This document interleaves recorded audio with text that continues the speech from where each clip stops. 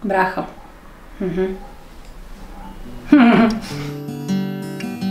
Víno ráno stalo, samé sa aj nalievalo, samé sa tu začalo, samé piť.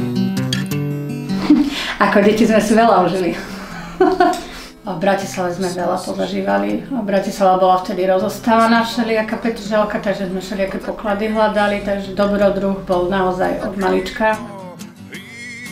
V nejakých 13 rokoch prišiel k tomu, že on chce hrať, chodili sme po vandroch všelikade spolu. V podstate sme stále boli nejaká dvojka. Tak vtedy našiel to čaro gitary, hudby a všetkého. Na Štepok sa rozložil oheň, spácaky, gitary a tam sa žilo. A tam bola obrovská komunita vtedy ľudí, naozaj. To teraz môžu mladí závidieť, koľko nás bolo. Nás bolo mŕte. Čiže my keď sme sa tam stretli, len jeden hlúpy víkend, tak sa nás tam dokázalo stretnúť 40. To je obrovská masa ľudí. Na holu, no tak príď, ja tak víno, víno, víno. Aby sa na tejto krásnej zemi krajšie žilo. Jak sme pili, všetci pili víno, niekto aj pivo. Hrávajú sa jeho pesničky, Brachové stále žijú v tom našom určite, v našom nejakej tej komunite, kdekoľvek chodíme, stále sa to hrá.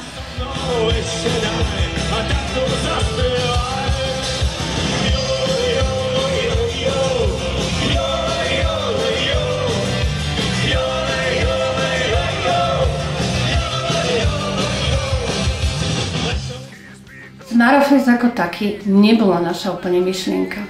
Rúdko Švéc bol ten, ktorý vlastne toto celé podnietil, že toto by sme mohli spraviť. Ľudia ho tak ľúbili, že proste hneď, že toto sa musí spraviť, tá jeho myšlienka sa musí zachovať, lebo on podporoval každého jedného, spievaj, keď spievaš falošne. Keď ťa to baví, tak to rob a je mi to jedno proste. Takže vlastne tá myšlienka ako taká sa zachovala v tom Smarofeste, že všetci, ktorí na niečo hrali a chceli hrať a spievať, tak mohli stáť na tom pódiu, na tom Smarofeste. A už potom to začal pokračovať, zobral do rúk Juro profesionálnejšie a už to zase dostalo iné tie grady a toto všetko, ale Juro je otvorený takisto. Preto možno sa tak nejako, myslím si, že mali radi s Brachom.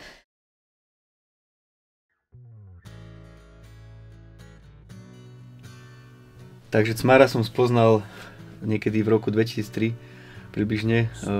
Chodieval ku nám s mojou mamou, hrali na gitare, aj ju vtedy učil trošku, tak som ho tak pozoroval ako takú veľkú osobnosť.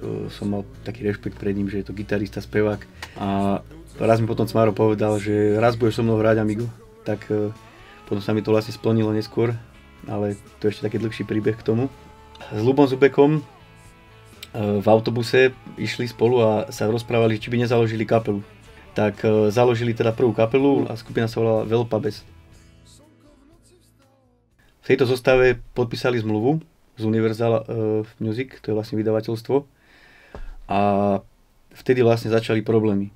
Cmáro sa nechal trošku ovplyvniť ľuďmi, ktorí sa si chceli na tom priživiť, alebo chceli sa proste oni tam dostať. Nebolo to vtedy moc dobre, ale album sa nakoniec nahral. Bol vydaný, aj sa hrával v rádiách nejaké pesničky. Ľudia, ktorých on trošku podviedol, tak sa mu otočili chrbtom. On si myslel, že urobil dobre, ale nakoniec to išlo dole vodou a k druhému albumu už nedošlo, aj keď malo dojsť. A nakoniec teda sa tá kapela rozpadla úplne, že Cmáro ostal znovu sám. A vtedy Cmáro došiel za mnou a opýtal sa, že či by som s ním nechcel hrávať. Tak ja som mal vtedy 16 rokov. Naučil som sa tieto všetky pesničky. Čiže to bolo pre mňa taká veľká česť, že s Cmárom môžem hrať. Cmáro potom odišiel do Bratislavy žiť, takže vlastne sme skončili a tam sa vlastne skončila jeho hudobná kariéra, lebo nejak to proste nefungovalo tak, ako on chcel a tí ľudia, ktorí mu kedysi boli zaviazaní, tak s ním proste už nechceli nejak hrávať, lebo sa báli nejakých ďalších nezhôd a tak. Myslím si, že vtedy vlastne si Cmáro začal uvedomovať, že čo spravil ako chybu, že vlastne odkopol ľudí, ktorí veľa spravili roboty v jeho kapele. A myslím si, že už nevedel to zachrániť a nevedel už znovu začať hrať. A celkovo ten jeho slobodomyselný, život ho asi začal dobiehať, tak všetko sa to vlastne pretavilo v to, že dostal depresie. No a nakoniec to nezvládol tie depresie.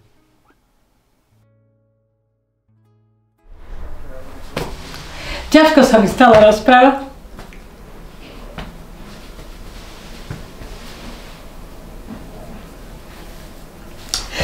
No, je to už 16 rokov, čo teraz vlastne to bude, čo zobral. Stále je to strašné.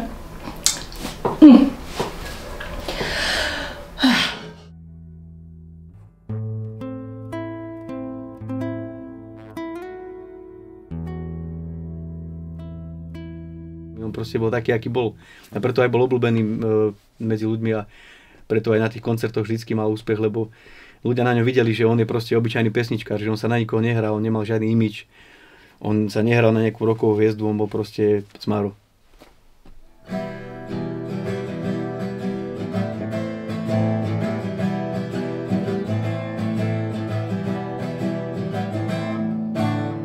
Dievča, nebuď dneska mŕtva tvoja